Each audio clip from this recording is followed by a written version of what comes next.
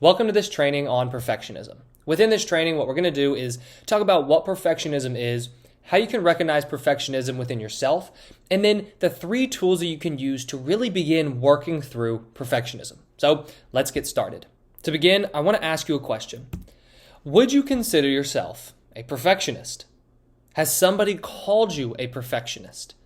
Maybe this has been your parents or your coach. They've said, hey, you're really just a perfectionist. Now, what does that actually mean? What do you think it means to consider yourself or to be considered a perfectionist? Well, perfectionism is defined as the need to be and appear perfect, right? So you are wanting to seem perfect, whether it's you feel perfect yourself or whether it's because you want other people to think you're perfect. You have that need to make sure that through your performances, you are seen as perfect. But the trouble that comes with perfectionism is striving for perfection is not at all the same as striving to be your best, right? Striving to be your best, that is a healthy view. That's one where you say, every single day, I am looking for improvement. However, I'm not going to berate myself if one small thing does not go my way. But when you are a perfectionist, you strive for perfection. So what does one small mistake mean to you if you are a perfectionist? It means you weren't perfect. The key difference between being a perfectionist and really just having a healthy strive to be your best is that perfectionism actually is limiting you. Because perfectionism tears you down when you make a mistake, but you need those mistakes. When you're striving to be the best that you can be, you take the mistakes that you make. Yeah, you're not altogether happy about them, but you understand they're necessary for your growth. So then what do? You look at those mistakes and you actually work to improve upon them rather than allowing them to tear yourself down and really just work to weaken your confidence. So by aiming for perfection, like I just said, you are in fact setting yourself up to be a failure within your own mind. That's one of the key things about perfectionism, is that it really has nothing to do with what anybody else is thinking of you. You are striving to be perfect. But being perfect is not actually attainable. There's always going to be something you can improve, and that is a great thing because it means you're always going to be able to grow as an athlete. But it's also trouble if you're a perfectionist because you are continually going to be setting yourself up to be a failure. If you are determining and judging your performances off of, was I perfect? If you're never perfect, are you ever going to feel good about the way that you played? No. You are always setting yourself up to be a failure in your own mind. Now, we have to think of the ways that you can recognize perfectionism within yourself. Now, this is important because it gives you clear insight into, number one, yes, whether or not you actually are a perfectionist. Because sometimes you may not actually be a perfectionist. Maybe you just have some strive to be your best that sometimes borderlines perfectionism, but you're not actually a perfectionist. But on the other hand, if any of these really resonate with you, that's a pretty clear sign that you're a perfectionist and you really need to start doing something about it. So number one is you are extremely hard on yourself. As a perfectionist, you're going to really just beat yourself up over the smallest mistakes. And I get it. I am very hard on myself as well. But what I've learned is that there's a difference between being hard on myself just for the sake of being hard on myself because I'm demanding perfection, and being hard on myself because I'm holding on to that vision of what I actually want, which is to do well, to succeed. So you're going to be hard on yourself for a reason, meaning you're going to be hard on yourself, making sure that you're actually working towards improvement rather than being extremely hard on yourself where you're really just doing nothing but tearing yourself down and lowering your confidence.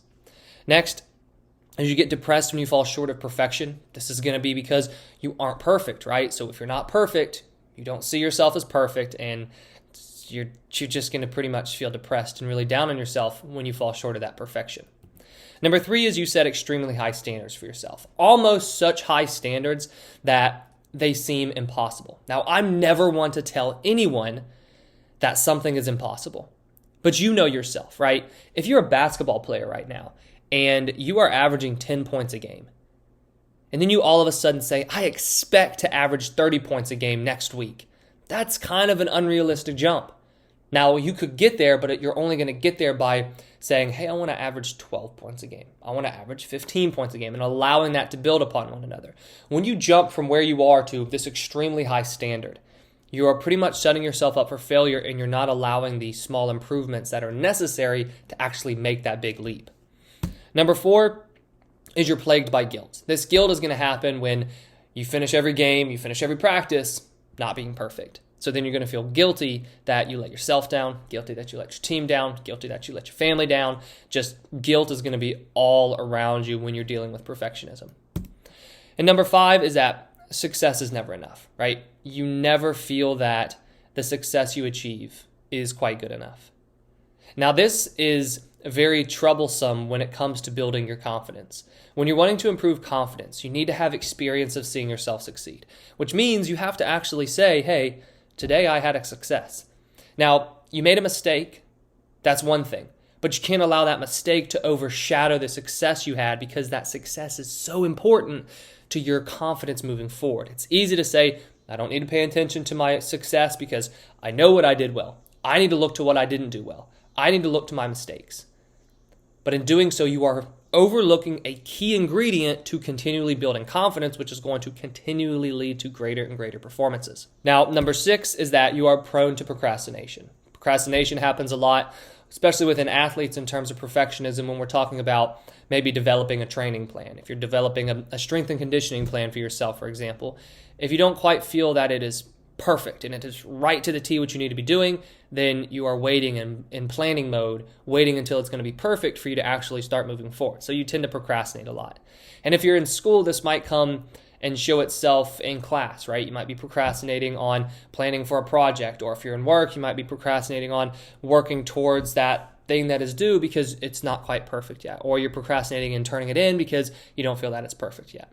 All that sort of procrastination that stems from not feeling like something is ready yet or not feeling like something is good enough could be a pretty clear sign that you're dealing with perfectionism.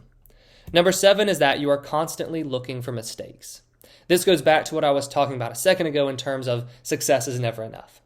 As a perfectionist, you have an ever-searching eye for mistakes.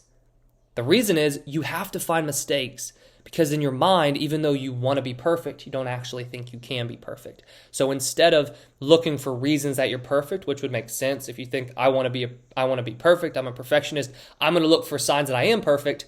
That's not how it works. You end up looking for signs that show you weren't perfect. So you always are looking for mistakes. Number 8 is that you never feel perfect, right? That's what I just said. Even though you want to be perfect, you never feel perfect as a perfectionist. Number 9 is you cannot allow yourself to celebrate success, because success, if it's not seen as perfection, isn't worth your time celebrating. And then number 10 is that you avoid taking on a new challenge. You may avoid taking on a new challenge, or maybe going to a new tryout or joining a new team, going to a new level, because you are afraid that you're not going to be perfect. You know that whenever you're trying something new, whenever you go to a tryout, whenever you get on a new team, there is the chance that you might not make it. There's a chance you might not be the best there. There's a chance you might not be good enough. And that chance leads to fear. The fear that you're going into a situation where you may not be perfect. So look over these 10 reasons. And if any one of them really stands out and resonates with you, well, then that is a very good chance and an indicator that you are dealing with perfectionism right now. So what can you do? Well, there are 3 tools that you can use to really work to overcome perfectionism. Number 1 is to focus on the positives. Within the mind of a perfectionist is an interesting dance between wanting to be perfect and not believing that you can be perfect. This results in you always examining your performance and your life for mistakes because you're never really satisfied with anything. Now, does that sound like you at all? Are you always analyzing things because you don't actually believe you could be perfect? When you're wanting to counteract that, you're wanting to counteract this perfectionism, one of the best tools you can use is focusing on the positives. One of the things I have every athlete I work with do is a set of post-performance questions that they do after training and they do after a game. And the number 1 thing they do first is answering a question that asks them to list out the main positive areas of their performance. So they are training themselves to first focus on the positives. When you begin focusing more on the positives, what you realize is that your attention and what you focus on can be trained. Over the course of many years, you have trained yourself to focus on the negative. But what you can do by beginning to focus on the positives right now is really realize that, hey, I can start switching that attention and force myself to focus more on the positives rather than immediately focusing on the negatives. The second tool is to alter your self-talk. Now, this one is really going to focus on the conversation that goes on within your head. As a perfectionist, it is likely that your internal dialogue is a negative one. After a mistake, you begin speaking down to yourself. After a game or after a match or a practice, you really begin analyzing and finding the mistakes you made, finding the things you didn't do well, and just tearing yourself up over them. What you want to do to work through this is by beginning to alter the way that you speak to yourself, altering your self-talk. To alter your self-talk, you have to understand that your brain is something that you can program, and it works off of repetition. Over many years, you have been repeating these negative statements to yourself, whether you've been hearing it from other people and you've adopted it yourself, or whether it originated with you and you've been doing this more unconsciously. The fact remains the same that this has happened through repetition. But what you can do now is, with some deliberate repetition and consistency, you can reprogram your brain to speak to yourself more confidently, more calmingly, more upliftingly. And that's really going to reduce that negative self-talk that you have. So for tool number 2 is you really just want to focus on altering your self-talk. Now, tool number 3 is learning to enjoy the process. In order to enjoy the process, you need to become process-oriented. And that means you set a desired goal for yourself just one time, right? I'm not saying that you can't have a desire for how the game's going to go, but you set that intention once. And then you focus on the daily process of getting there. Or if we're talking in terms of a game, you focus on the small activities and aspects within the game that are part of your process, your responsibilities that you need to focus on. And as long as you continually focus on the end result, you're not going to be putting as much effort into the process. And you have to ask yourself, what do I want? I want that end result. Okay, that end result is there. We're going to set it aside. How do you get there? Do you get there by wanting it and willing it and hoping that you're going to get that end result, hoping that you're going to get that hit, hoping that you're going to win that game? No. You get it by setting that intention and now turning your attention onto the process, turning your attention onto the small things you need to do, the minute details, the specific mindset you need to have, the routines you use that you know and you trust are going to put you in the best position to get that outcome that you want.